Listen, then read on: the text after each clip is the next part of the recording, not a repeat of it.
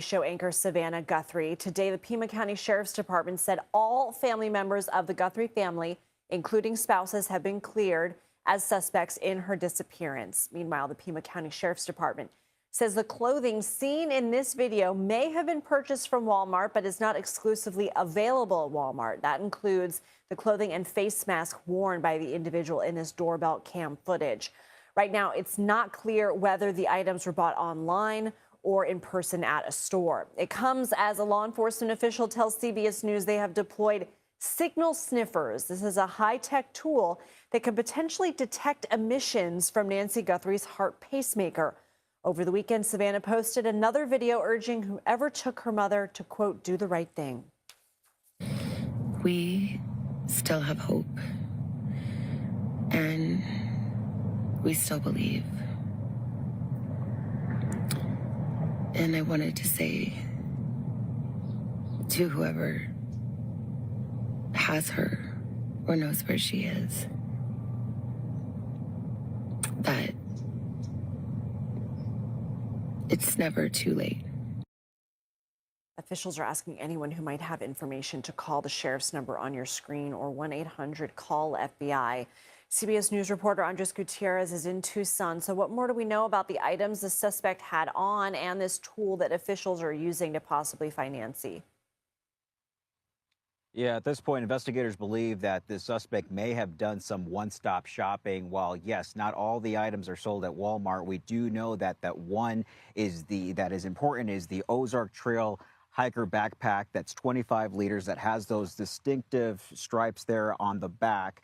That were seen in that doorbell camera. Right now, investigators have been here at the local Walmart store scrubbing through surveillance video as well as going through the in-store records, trying to figure out who may have purchased this either in-store or online. At the same time, the investigators are processing male DNA profile recovered from a glove that was found here near the scene. That profile is right now being entered into a national DNA database. If there is a hit, it could lead them to a suspect's name. And then, as you mentioned, there is the high-tech resources that they are using. Authorities are using what they are calling a signal sniffer. That's a radio frequency detection device that's usually mounted on a helicopter. Investigators are trying to detect any faint emissions from Nancy's pacemaker. If that device emits even a weak signal, it could help narrow down where ground crews should be searching next. Lindsay.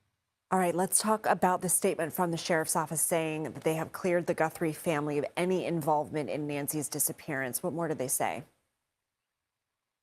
Well, the sheriff was very direct. He said that Nancy Guthrie's family is not under suspicion. He pointed out that the family has been very cooperative from the start. In fact, he said that people should stop speculating online. He called the family victims in this case.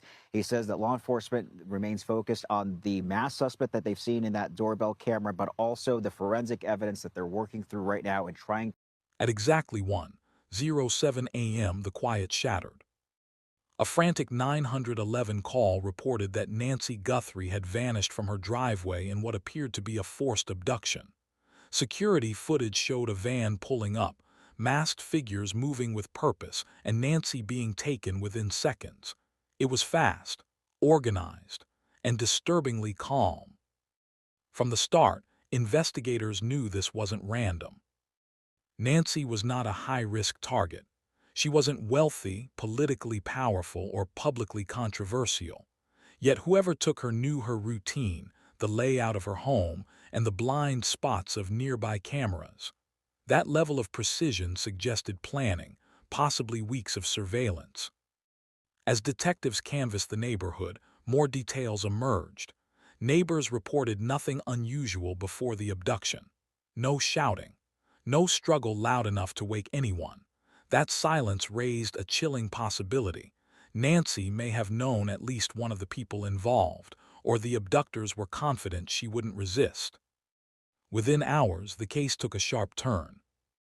Investigators began digging into Nancy's personal life, recent arguments, unresolved disputes, financial issues, and family tensions. What they found immediately stood out. In the weeks leading up to her disappearance, Nancy had confided in close friends that she felt uneasy. She mentioned being watched. She also hinted at a past conflict she believed was coming back around. At first, police treated this as anxiety, but now those words felt prophetic. No ransom demand came, no message, no call. That silence pushed investigators toward a darker theory. This was not about money, it was about revenge. As evidence technicians processed the scene, a single detail stood out. A misplaced personal item dropped near the van's tire marks. To detectives, it looked less like a mistake and more like a message, a statement. Someone wanted Nancy taken, and someone wanted her to know why. As the investigation widened, one question began to dominate everything. Who would wait this long to settle a score? Like and subscribe to Cold Truth, achieve true crime from real evidence, deep analysis, and updates as this case unfolds.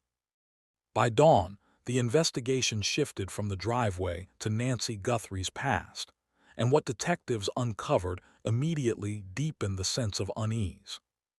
Phone records showed Nancy had received several unanswered calls in the days before her abduction. The numbers were either blocked or traced to prepaid phones. On their own, they meant little. Together, they painted a picture of someone trying and failing to get her attention, someone growing impatient. Detectives began re-interviewing friends and relatives, pressing harder this time. One close acquaintance finally revealed what Nancy had been reluctant to say out loud. Years earlier, she had been involved in a bitter personal conflict that ended badly. There were accusations, damaged relationships, and a sense that things were never truly resolved. What made this revelation unsettling was the timing. Nancy had recently mentioned that someone from that period of her life had resurfaced. She didn't name names, but she admitted the contact left her shaken. She told one friend, "I don't think this is over. I think they're angry." Investigators now believe the abduction may have been triggered by that renewed contact. Finding Nancy Guthrie. When it comes to DNA, investigative genetic genealogy, it's all about looking into each one of our family trees. But this type of search involves DNA that is voluntarily given to websites to help. This week, that DNA from a set of gloves found about 2 miles from Nancy Guthrie's home had no hit on the law enforcement database known as CODIS. The Pima County Sheriff's Department says the DNA from the gloves did not match what was found at the property. What could be looked at next is genetic genealogy, but that process can take time. We sat down with Cece Moore, a DNA expert and genetic genealogist, and she says she does not think it would take years to get a match in this case. Once we get that match list, it can sometimes just be minutes or hours, and it can stretch out into years. The fastest I've been able to identify a person of interest is 20 minutes. And then I have some cases I'm still working after 7 years.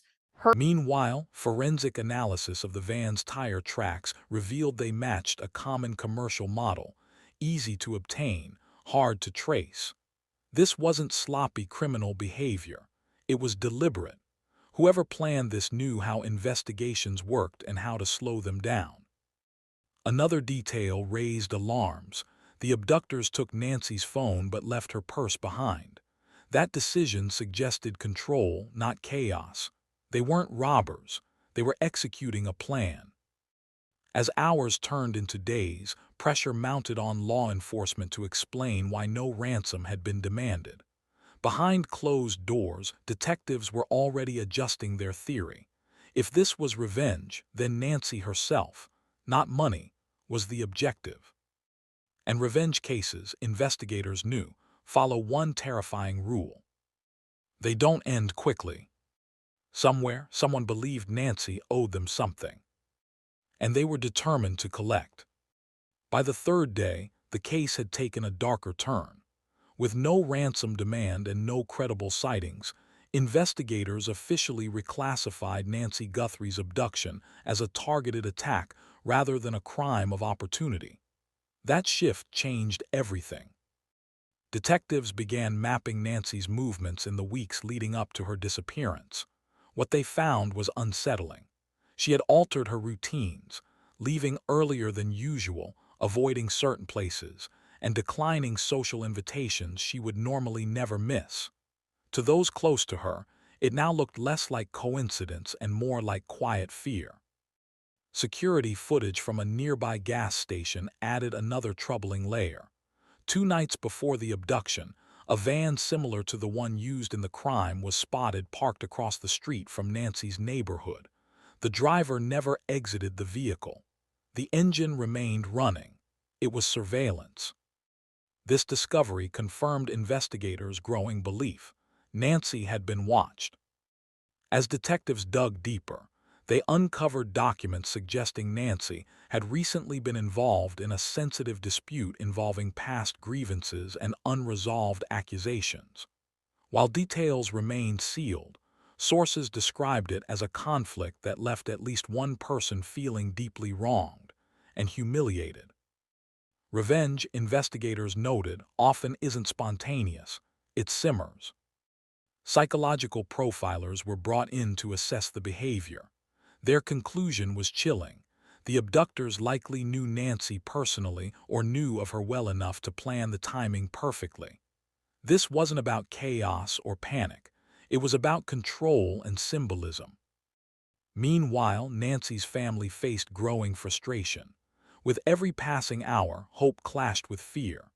They questioned whether crucial warnings had been missed, whether someone should have spoken up sooner, whether Nancy herself had sensed the danger but chose silence. One detective later admitted, this case stopped being about where she was taken. It became about why. And that answer, they feared, was buried in a past someone refused to let go. As investigators peeled back the layers of Nancy Guthrie's life, attention shifted from shadowy vans and surveillance footage to something far more uncomfortable: the people closest to her. History, detectives knew, often hides in plain sight. Phone records revealed Nancy had received several calls in the weeks before her abduction from a number she never saved. The calls were short, silent, sometimes ending the moment she answered. At first glance, they seemed insignificant. But when analysts mapped the timing, a pattern emerged. Each call followed moments when Nancy attended meetings, visited specific locations, or spoke with certain individuals. Someone wasn't just watching her, they were tracking her reactions. Investigators quietly re-interviewed people from Nancy's past, former colleagues, business associates, and individuals connected to unresolved disputes she tried to leave behind. One name surfaced repeatedly, not as a suspect, but as a common thread. A person who had once accused Nancy of betrayal, a grievance dismissed publicly but never resolved privately. Detectives learned that Nancy had confided in a close friend months earlier, saying she felt boxed in by something old that won't die. At the time, it sounded metaphorical. Now, it felt prophetic. Digital forensics added another twist. Nancy's email showed drafts of messages she never sent, apologies mixed with firm refusals. They read like attempts to end a conflict without reigniting it. To investigators, this suggested Nancy was trying to diffuse a situation quietly, hoping it would fade. But revenge doesn't fade, it waits. Profilers noted that abductors driven by revenge often want the victim to understand why it's happening. That explained the lack of ransom and the public nature of the abduction. It wasn't about money. It was about sending a message. As pressure mounted, law enforcement faced a painful truth.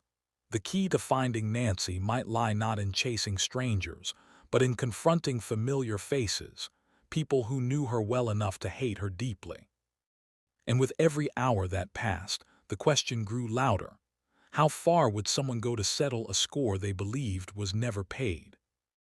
Like and subscribe to Cold Truth. Achieve true crime for straightforward, compelling coverage as we uncover who wanted revenge and why Nancy Guthrie paid the price.